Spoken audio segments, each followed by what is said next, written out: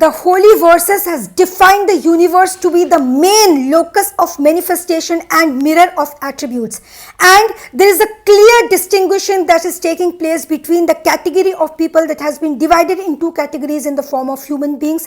One, those who lack that kind of wisdom, that fail in reaching the station of excellence, they miss out on reaching the station of excellence, and they are distinguished from that category of people who seek excellence, that is, who do not subject themselves to falsehood, and being able to draw a clear difference and the line of division between the illusion world and the material world, and that life hereafter, that is the permanent life, distinguishing and differentiating it from the life that is impermanent, knowing its true nature, enjoying all the attributes, enjoying all the facilities, enjoying all the benefits, making profit and benefits from those that is a part of the earth, but in spite of using those things, in spite of benefiting those things, fulfilling their duty and knowing clearly that these are the immaterial things that is in the presence of material, and knowing the actual nature of the things that they are using, and that prevents them from getting doomed into sorrow. Whatever is created in this earth has been created with a sole purpose as a glittering effect on the earth, and having a glittering show of the earth as a decoration of the earth, and to beautify the earth and to beautify the life of the human beings.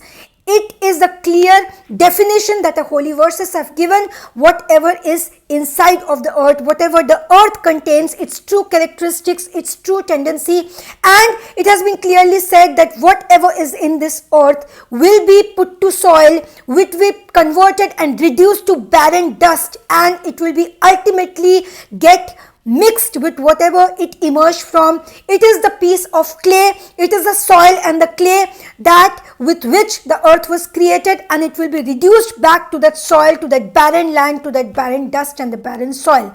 Now, knowing its true characteristics, when human beings match up to the level of attributes that has been mentioned, this universe as a point, as a sole locus of manifestation and mirror of attributes.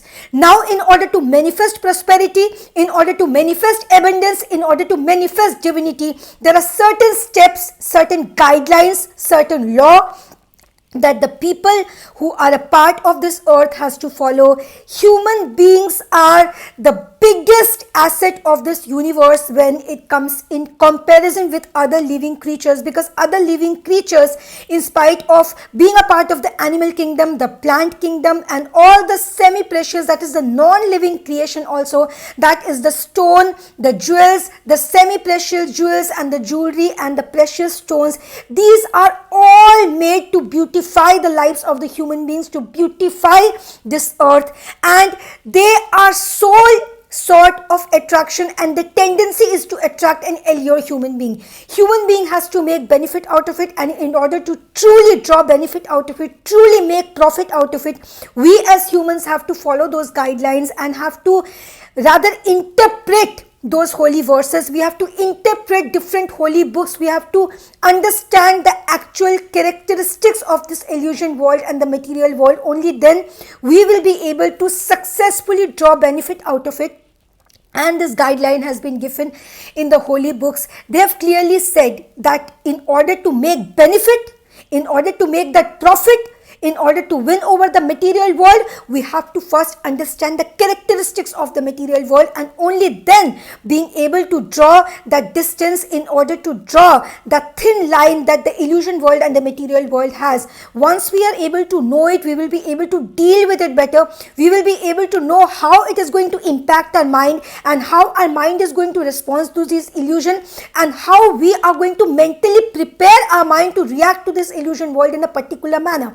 In that way, we will be able to use and make use of the profit. We have to be very sincere with our daily prayer sessions. We have to be very sincere with our daily reading of the holy verses. We have to be very sincere with our spiritual books, and we have to be very sincere with our spiritual duties, because it is only when you are fulfilling your obligation, that is the religious obligatory or the spiritual obligatory duties, we will be able to distinguish ourselves. We will be able to free oneself from this world and be able to look at this world from a very unbiased perspective, and only then we will be able to know how this world is functioning, how the universe is functioning, what is the law decided by the entity that is running the whole show, that is the lawmaker, that is the law of the universes that apply on our day-to-day lives, which is very different when compared with the law of the lawmaker of the earth and compared to the law from the lawmaker of the universe. The laws are very different. It is about the differentiating, the ability to differentiate between crime and sin.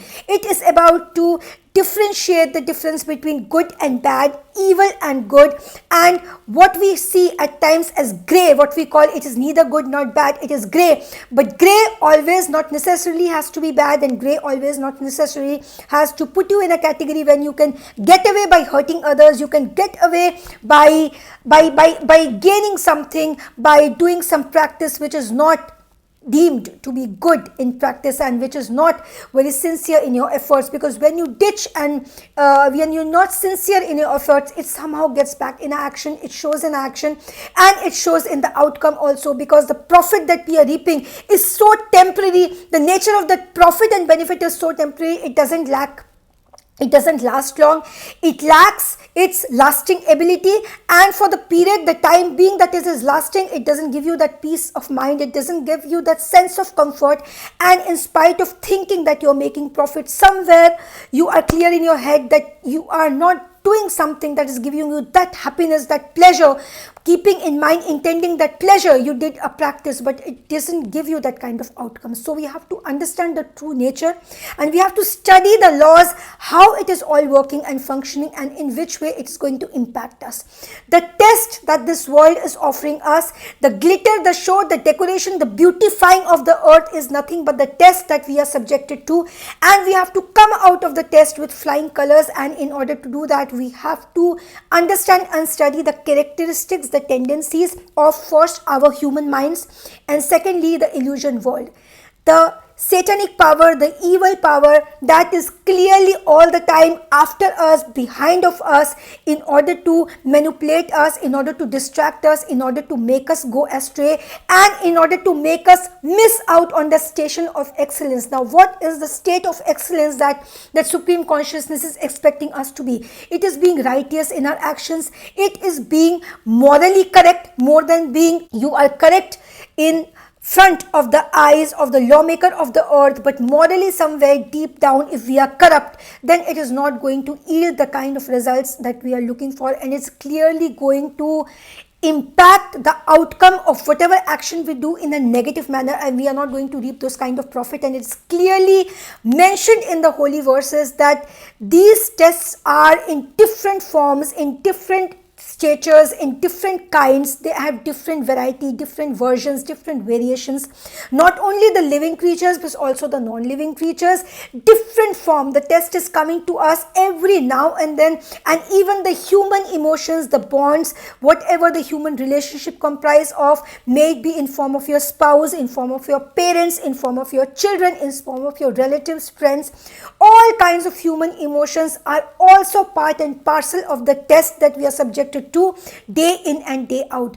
We have to live these human emotions. We have to live with this material world. We have to enjoy the material world, but making a clear difference that we are not going to get allured with it, and we are going to manifest the right kind of thing.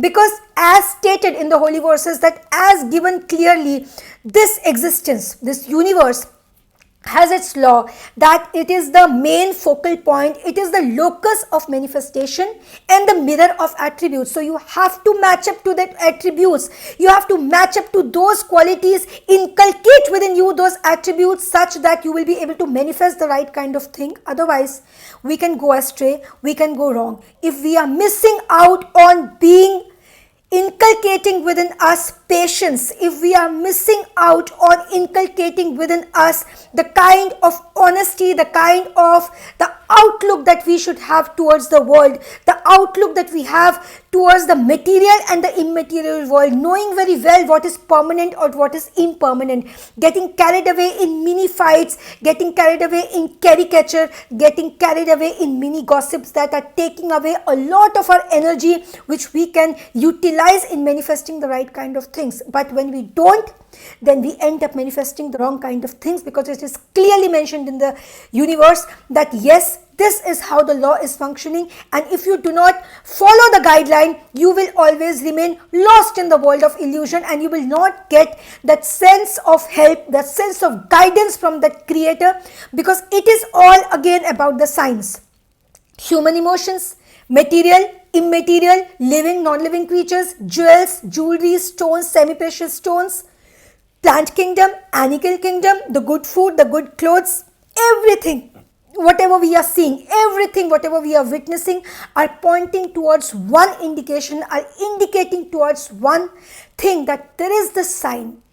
There is the sign that there is somebody who is running the show. There is somebody who has created these things. There is somebody who has the exact knowledge behind its creation, and because it is not our creation, what we have, the knowledge that we are seeing, what we are perceiving with our five senses, that has also been created. Those five senses are also being created by that one creator. So he is all knowing, and he has the knowledge of all that we don't have. So we, with our limited knowledge, can take decisions that will be very, very narrow and limited. But if we broaden our horizon, if we choose to broaden our knowledge, then we have to spiritually be aligned. We have to spiritually be connected with the Supreme Consciousness, be very regular to our obligations that is there within us, to the divine power. Then we will be able to successfully broaden our horizon, and we will keep getting continuous hints, continuous signs, continuous guidance, continuous help from the Supreme Consciousness, and we will be able to then reach that station of excellence. And once you reach the station of excellence, then you will be unstoppable, because for you have now learned the art of enjoying this material world. You have now learned the art of successfully crossing the bridge of the material world and living a very happy life in the life hereafter. So with this intention, with this thought, with this conscious decision, we consciously choose to connect with the Supreme Consciousness. We hereby make a decision to stay firm, to stay very intact, and to stay consistent with our daily spiritual practices, spiritual activities, depending on your faith, depending on your belief system, depending on whatever toolkit you are choosing to connect with the Supreme Creator. But point here is connecting with the Supreme Creator. That is what matters. We have to connect with Him. Bread 41 days of life-changing course, life-changing experience. No dependency. What the slavery? Bread.